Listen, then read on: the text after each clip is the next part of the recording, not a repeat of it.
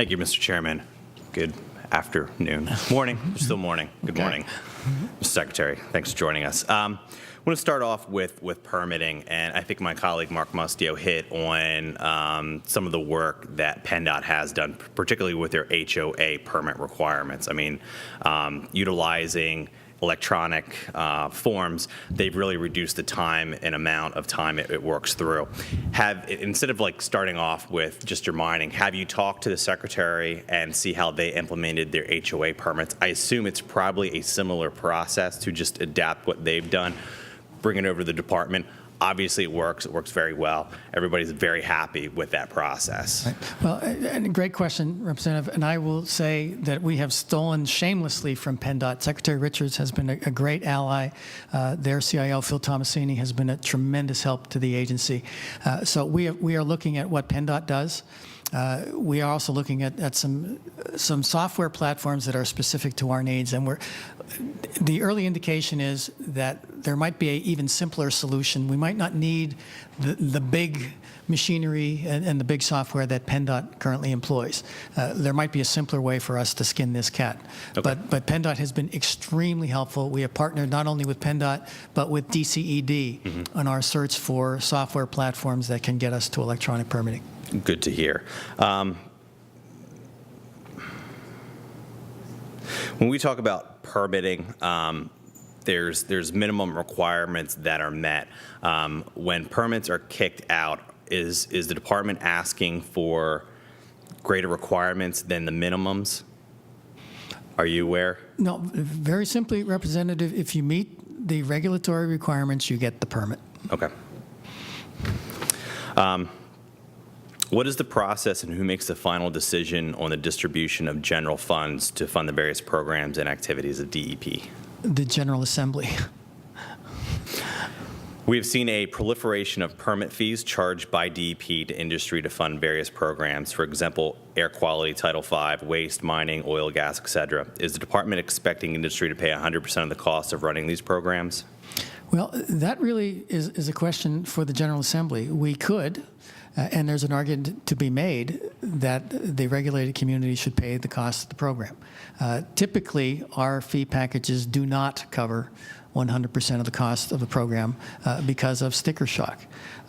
For example, in coal and non-coal fees, the business case covering 100% of the cost of the program would require about a 10-fold increase in permit fees. And that hits that particular regulated community very hard. So what we get into in these situations with our advisory committees, very frankly, is a negotiation. Come back to us and tell us what works. And we try to find some common ground, some middle ground, to cover as much of our costs as possible via the fees. And then, typically there is a gap. So that is something that we try to manage through every time we advance a fee package. And fees go through ERC process or Environmental Quality Board, correct? Correct. They go through the regulatory process. Okay. What do you see as the long-term solution on the fees moving forward? Well, given the structural budget deficit and the demands placed on the general fund, again, I think there's an argument to be made that the cost of administering all of these regulatory programs should be borne by the regulated community. The alternative is that the taxpayer is subsidizing it. So, again, that's a philosophical as well as fiscal conversation that I'm sure the governor is open to. Okay. And what percentage DEP's total budget is given out in grants? I don't have that number off the top of my head. What I can tell you is that 22% of our budget is general funded, 28% is federal, and the other 50% comes from fees and a little bit of fines and penalties.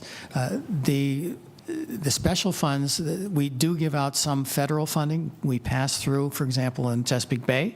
There is federal funding that we distribute to, for example, county conservation districts. Then, of course, there's the Growing Greener 2 program. But given the magnitude, it's probably well into the low single digits overall. Okay. If we get a chance, just Certainly. As a follow-up. We'll follow up with you. Good percentage would be good. Speaking of the Chesapeake Water Bay cleanup, In your recent presentation on the reboot plan, you're quoted as saying, further, the most reliable estimate of the amount of resources required to fully implement non-point surface BMPs called for the Pennsylvania's Watershed Implementation Plan is an August 13th report from the Pennsylvania State University Environmental and Natural Resources Institute. That report provides two estimates. The first estimate shows the need of $3.6 billion in capital costs to fully implement all non-point source BMPs in the Watershed Improvement Plan in incremental levels between 2011 and 2025.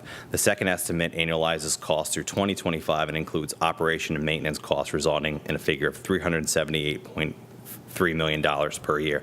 There's a legislative budget and finance study done in 2013 that showed those costs can be dramatically reduced by replacing the existing sector allocation approach with competitive bidding for verified credits, which would enable private sector competition. Have you looked at that process to try to get those costs down? I have read that report, and I do believe that there are ways that we can reduce the costs. I frankly don't think we can get to the suggested level from the Legislative Budget and Finance Committee. I think that was a little bit rose-colored glasses. But I do think there are ways to reduce the cost of the installation of these VMPs, and I'll give you just one example. Forested buffers. To meet the NRCS and USDA requirements, buffers have to be uniform size, like 55 feet on either side of a stream. What Secretary Dunn at DCNR is doing is coming up with this flexible designer buffer approach, and including in that, for example, you can plant certain species of trees, nut trees, fruit-bearing trees that could create a revenue source for farmers. And you tailor the width of the buffer to the specific topography. Now, that doesn't qualify, unfortunately, under USDA's rigid rules, but instead of taking land out of production, as the USDA rules would require for a forested buffer, we think there's ways to create revenue opportunities for farmers. And that's really the tremendous creativity that DCNR has shown here. So a long way of saying, yeah, I do think there are ways to reduce the cost of that implementation. We continue to look at the role of technology. Technology gets better all the time. So I think a combination of factors will allow us to reduce that number. That's great. And I urge you to continue to look at alternative ways to reduce that overall cost, because that's going to come from somewhere. It's either going to be state government coffers, local coffers. I do not believe the federal government will be fully reimbursing states for the Chesapeake Water Bay cleanup moving forward. I also want to hit, last question, on the electronic recycling. You had mentioned with my colleague from York about fee collection. In Section 504 of the Act, it says fees for collection of recycling of covered devices. It says no manufacturer or retailer may charge a fee or cost to a consumer for the collection, transportation, or recycling of a covered device unless a financial incentive of equal or greater value is provided to consumer. The financial incentive may be in the form of a coupon or a rebate. Would that stop municipalities? We have an incinerator in York County that has the ability to recycle the waste and deal with it in a very responsible manner, or private garbage collectors to start collecting these for a fee moving forward? If the public or private entity is part of the manufacturer's plan, they fall under the fee prohibition.